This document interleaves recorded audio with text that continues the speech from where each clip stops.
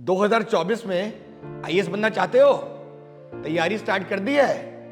लेकिन पहले ये तो बताओ कि आप यूपीएससी वर्दी हो भी कि नहीं, प्रिपरेशन सही डायरेक्शन में चल रही है कि नहीं चल रही है, ये कैसे पता लगेगा? भाई सबका तो चाचा मामा पापा आईएएस आईपीएस तो होते नहीं है। तो all India smash scholarship test for 2024 attempt करो, आपको अप टू 100% स्कॉलरशिप मिल सकती है हमारे मेंटरशिप प्रोग्राम में। लेकिन उससे भी ज्यादा बड़ी बात, रजिस्टर करते ही आपको 10,000 का माल, 10,000 का स्टडी मटेरियल, लेक्चर और इसके साथ हमारे रैंकर के साथ एक 1-to-1 सेशन जहां आप अपनी प्रॉब्लम, अपनी स्ट्रेटजी डिस्कस कर सकते हैं, ये सब मिलेगा। तो दिए हुए लिंक पे रजिस्टर करिए तुरंत।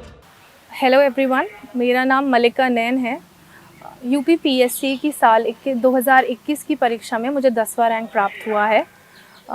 मैं डीकेटी के माध्यम के थ्रू, इस मीडियम के थ्रू आज आपसे अपनी ऑप्शनल की स्ट्रैटेजी शेयर करूंगी। मेरा ऑप्शनल था political science and international relations. Optional के अंदर आपके 2 पेपर होते हैं, पेपर 1 एंड पेपर 2। मैं दोनों ही पेपर्स को इंडिविजुअली आपके साथ स्ट्रैटेजी उनके साथ अपनी शेयर करूंगी। पेपर 1 में मैं 2 पार्ट्स में डिवाइड करूंगी, paper section A and section B. Section A के अंदर जो पोर्शन है वो मेजरली पॉलिटिकल थ्योरी से रिलेटेड है। वेस्टर्न थिंकर्स हैं, इंडियन पॉलिटिकल थिंकर्स हैं, उनके लिए मैंने शुभ्रा रंजन मैम के जो नोट्स थे, मार्केट में इजीली अवेलेबल होते हैं, मैंने उनको पढ़ा था। उनकी मल्टीपल बार उनको मैंने पढ़ा था और बहुत बार पढ़ने के बाद मैंने उनके अपने नोट्स, खुद के अपने नोट्स प्रिपेयर किए थे।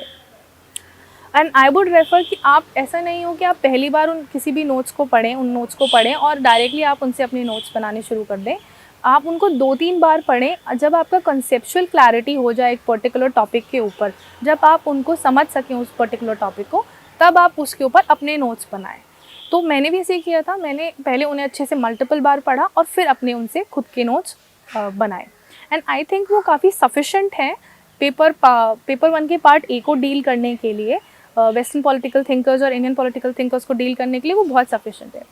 पॉलिटिकल थ्योरी एक पोर्शन है जिसमें लिबरलिज्म और अदर इंपॉर्टेंट टॉपिक्स जैसे लिबरलिज्म हो गया, इक्वालिटी हो गया, लिबर्टी, इन पर्टिकुलर टॉपिक्स के लिए मैंने साथ में ओपी गौबा की जो बुक थी पॉलिटिकल थ्योरी की, वो भी रेफ़र करी थी। बट मैंने उसकी बहुत सिलेक्टिव पढ़ाई करी थी, उसको बहुत जो कुछ चैप्टर्स थे सिर्फ उन्हीं को ही मैंने रेफ़र किया था और उसी तरीके से बाद में उनसे भी अपने नोट्स बनाए थे। मैंने एक और चीज़ करी थी कि जैसे जो सिलेबस के अंदर इम्पॉर्टेंट टॉपिक्स हैं, इक्वालिटी से रिलेटेड, जस्टिस से रिलेटेड, अपने खुद के मॉडल आंसर्स मैंने प्रिपेयर करने की कोशिश करी थी कि इंट्रोडक्शन हो जिसमें इम्पॉर्टेंट कीवर्ड्स हो, कंक्लूजन हो और जिसमें मैं उनको अलग अलग थिंकर्स के साथ भी क्या कर सकूं, अलाइन कर सकूं, कंपेयर कर सकूं, उन सबको उस टॉपिक में इंक्लूड किया था और एक फाइनल मॉडल आंसर प्रिपेयर किया था हर एक टॉपिक के ऊपर, जिसको मैंने मल्टीपल रिविजन्स दिए थे एग्ज़ाम से पहले। दूसरा पार्ट है जो पेपर 1 का पार्ट बी पोर्शन है, उसको 2 हिस्सों में डिवाइडेड है। पहला थोड़ा पोर्शन हिस्ट्री का आता है जो एक माइनर पोर्शन है, उसमें थोड़े से क्वेश्चन आ सकते हैं, और जो दूसरा जो मेजर पोर्शन है वो पॉलिटी का पोर्शन है। उनके लिए भी अगेन मैंने शुभ्रा रंजन मैम के नोट्स रेफ़र करे थे एंड आई थिंक वो टोटली कंप्लीट हैं इस चीज़ के लिए। आप उनको फुल्ली अप्लाई कर सकते हैं इसमें, आप उन्हीं को फॉलो कर लें तो वो ज़्यादा बेटर होगा, क्योंकि लिमिटेड है, क्रिस्प है, कंसाइज है और अप टू द एग्ज़ाम की नीड को वो क्वालिफाई करते हैं एंड वहाँ से आपका ये वाला पोर्शन आसानी से कवर हो जाएगा। अब हम बात करते हैं पेपर 2 की। पेपर 2 जो है वो इंटरनेशनल रिलेशंस का है। ये जो एरिया है पर्टिकुलरली इंटरनेशनल रिलेशंस का, वो एक वाइड एरिया है, क्योंकि डे टू डे हैपनिंग कुछ ना कुछ रोज़ होती ही रहती है, करंट इवेंट्स में कुछ ना कुछ चलता ही रहता है। तो इसके लिए मैंने न्यूज़पेपर फॉलो करा था, मैं इंडियन एक्सप्रेस फॉलो करती थी, उसमें जो इम्पॉर्टेंट एडिटोरियल आर्टिकल्स आते थे रिलेटेड टू करंट इवेंट्स मैं उनको पढ़ा करती थी, क्योंकि उससे एक कॉन्सेप्चुअल क्लैरिटी होती है, आपको एक कॉम्प्रिहेंसिव व्यू मिलता है कि किस तरीके से इंडिया अपने रिलेशनशिप्स, अपनी फॉरेन पॉलिसी को प्रोग्रेस कर रहा है, उसके बारे में मैं पढ़ती थी। और जो कुछ इम्पॉर्टेंट चीज़ें थी, अगर कोई इम्पॉर्टेंट की नोट है, कोई इम्पॉर्टेंट कीवर्ड है, तो उसको मैं मेंशन भी करती थी। मैंने आईआर के लिए हर एक रिलेशन से जो इंडिया के कंट्री के साथ, जैसे बायलेटरल रिलेशंस है, इंडिया चाइना, इंडिया जापान हुआ, इंडिया बांग्लादेश, उन सब के ऊपर अपने खुद के नोट्स प्रिपेयर कर लिए थे कि किन किन एरियाज़ के अंदर हम कोऑपरेट कर रहे हैं, कौन सी चीज़ें हैं जहाँ पे हम एक दूसरे का हेल्प कर रहे हैं, इंडिया ने कौन से न्यू इनिशिएटिव्स लिए हैं। आप एक फॉरवर्ड लुकिंग अप्रोच की किस तरीके से वो रिश्ते और बेहतर हो सकते हैं, किस तरीके से उन्हें और सुधारा जा सकता है, एक अप्रोप्रिएट सुटेबल वे फॉरवर्ड भी उनमें मैं प्रिपेयर कर रखा था मैंने अपने मॉडल आंसर्स में। उसके अलावा आईआर में सिलेबस में जो इम्पॉर्टेंट चीज़ें मेंशन है, जैसे कि सार्क हो गया, बिमस्टेक हो गया, उनके ऊपर भी मैंने अपने नोट्स पढ़े, उन पे मैंने लिबरली यूज़ करा, इंटरनेट का लिबरल यूज़ करा, सर्च करा, कई सारे पॉलिटिकल थिंकर्स जो थे उनके आर्टिकल्स जो थे वो रेफ़र करे, कई सारी बुक्स होती थी, जैसे कई सारी बुक्स अवेलेबल हैं जो इंटरनेशनल रिलेशंस से रिलेटेड लिखी हुई हैं, इम्पॉर्टेंट थिंकर की। To quote a few, Harshvi Pant है और राजमंडल है, इनके जो आर्टिकल्स आते थे, इन सब को मैं, इनकी बुक्स को एक बार मैंने पढ़ा और इनको अपने आंसर्स में कोट किया था। उससे क्या होगा, आपके आंसर्स बहुत ज़्यादा रिच होंगे, कंटेंट इन्हांस होगी और आपको मार्क्स अच्छे मिल पाएंगे। इस तरीके से मैंने अपने इंटरनेशनल रिलेशंस के आंसर को कॉम्प्रिहेंसिव बनाने की कोशिश करी थी, सारे डायमेंशंस दिखाने की कोशिश मैं करती थी अपने आईआर के आंसर्स में। सपोज यूनाइटेड नेशंस का क्वेश्चन है तो उसमें इंडिया का कंट्रीब्यूशन क्या है, इंडिया किस तरीके से कर रहा है as a developing nation, India के आगे क्या चैलेंजेस हैं और किस तरीके से वो यूनाइटेड नेशन का फोरम का यूज़ कर सकता है अपने और बाकी अदर डेवलपिंग नेशंस के फ़ायदे के लिए और एक कॉम्प्रिहेंसिव पॉलिसी के लिए। तो उसमें इस तरीके से अपने आंसर्स प्रिपेयर कर रहे थे। इंटरनेशनल रिलेशंस में ज़रूरी ये है कि आप जो डे टू डे इवेंट्स हैं उससे अपने आप को अपडेट रखें, क्योंकि स्पेशली एग्ज़ाम से प्रायर अगर आप देखेंगे तो विद इन ईयर का अगर आप स्पैन लेंगे तो उसमें जो जो इम्पोर्टेंट इवेंट्स रहे हैं, कौन से इम्पोर्टेंट कमिटीज़, कौन से इम्पोर्टेंट फोरम्स का इंडिया ने पार्टिसिपेट किया है, G20 है, कहाँ इंडिया गया है, किसका फोरम की किस फोरम का इंडिया अभी प्रेसिडेंसी हेल्ड कर रहा है, कौन सा फोरम का मीटिंग इंडिया में होनी है, उन सब चीज़ों को आप अपने आप अपडेट रखेंगे और उसी को ही आप उसके ऊपर इंफॉर्मेशन कलेक्ट करें और उसी को ही अपने आंसर्स की तरह इसी को ही अपने आंसर में यूज़ करें। अब ये सब स्टडी का पोर्शन था, ये सब सारी रिसोर्सेज थी जो मैंने आपको बताई है, जो मैंने फॉलो करी है।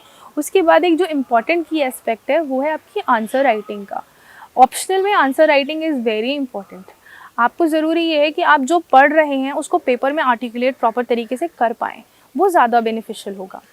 उसके लिए मैंने टेस्ट सीरीज़ लगाई थी पॉलिटिकल साइंस की और मैंने बहुत टेस्ट दिए थे ताकि मैं यूज़ टू हो जाऊँ अपने आंसर्स को लिखने में।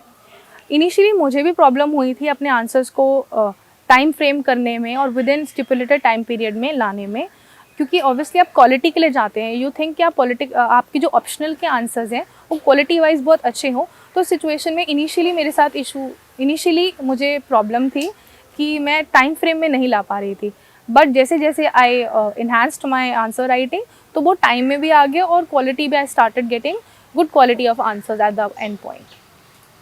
तो इस तरीके से मेरी आंसर राइटिंग का प्रैक्टिस मैंने करा।